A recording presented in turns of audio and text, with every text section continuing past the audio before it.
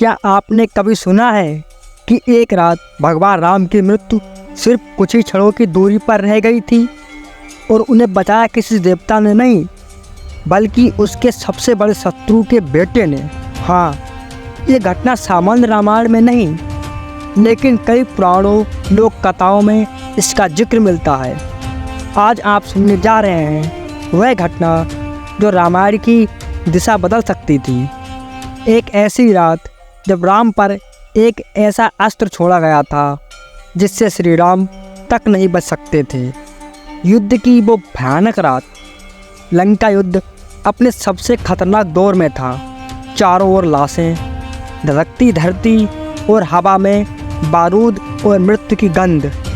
उस रात लक्ष्मण शिविर में पहरा दे रहे थे।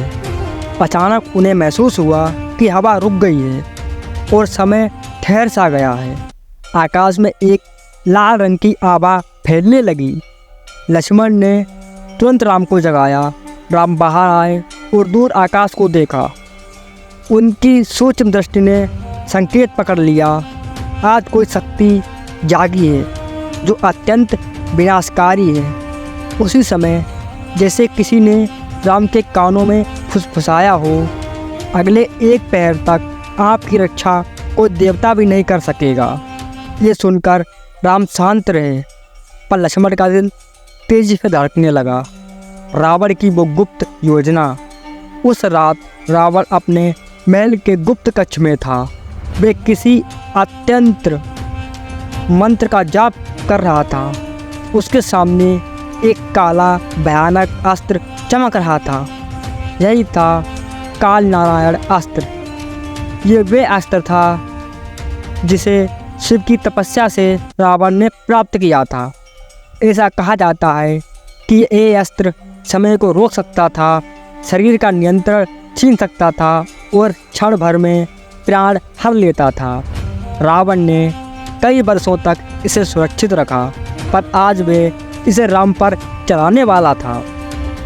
उसने मुस्कुराते हुए कहा, आज राम का अंत निश्चित है। विनाश का वह क्षण।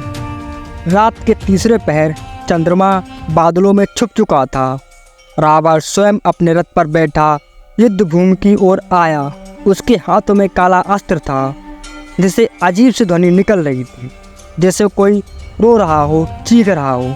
शिविर के पास पहुंचकर रावण ने आसमान की ओर अस्त्र उठाया और चिल्लाया, राम, अब तुम्हारे जीवन का अंत निश्चित है और तुम अब इस दुनिया को छोड़ के जाने वाले हो। और उसने उस अस्त्र को छोड़ दिया। आकाश में काले भंवर जैसे दरारें खुली, कड़काहट हुई, धरती हिल गई। वह काला प्रकाश सीधा राम की ओर बढ़ रहा था। लक्ष्मण ने धनुष उठाया, पर राम ने उन्हें रोक दिया। लक्ष्मण, ये अस्त्र मानव और देवताओं से भी नहीं रुकने वाला। लक्ष्मण के चेहरे पर भय उतर आया। तभी वो देखता है एक अदृश्य आत्मा का आगमन। इसी बीच अचानक ऐसा लगा जैसे हवा भारी हो गई हो, युद्ध भूमि का तापमान गिर गया हो। किसी की उपस्थिति महसूस हुई। रावण ने पूछा, कौन है वहाँ? अचानक एक गूंजती हुई आवाज़ सुनाई दी, रुक जाइए पिता। सब चौंक गए। वह आवाज़ किसी मनुष्य की नहीं लग रही थी। वह थी मेघनाद यानी इंद्रजीत की आत्मा। कहते हैं उसकी आत्मा अपूर्ण कर्मों के कारण युद्ध भूमि में भटक रही थी। उसने रावण से कहा, पिता, ये अस्त्र मत चलाइए। रावण ने क्रोध से कहा, तुम्हारी मृत्यु का बदला आज मैं ले रहा हूँ। मेघनाद की आत्मा बोली, राम का अंत होने पर सृष्टि का संतुलन बिगड़ जाएगा। मैं ये अधर्म होते नहीं देख सकता। अस्त्र की दिशा बदलना। काल नारायण अस्त्र राम से टकराने वाला ही था कि तभी एक अदृश्य शक्ति टकराई। आकाश में तेज झटका हुआ, अस्त्र हवा में घूम गया और किसी ने उसे और धक्का दे दिया। रावण चिल्लाया, तुम मेरे अस्त्र को रोक नहीं सकते मेघनाद। पर मेघनाद की आत्मा गरजी, पिता, ये अधर्म है। राम का जीवन आज समाप्त नहीं होगा। अस्त्र दिशा बदलते हुए सीधे समुद्र की ओर चला गया और एक महाविस्फोट के साथ समुद्र का पानी कई फीट तक ऊपर चला गया। धरती कांप उठी। रावण अविश्वास से चिल्ला उठा, मेघनाद, तुमने मेरे हाथों से विजय छीन ली।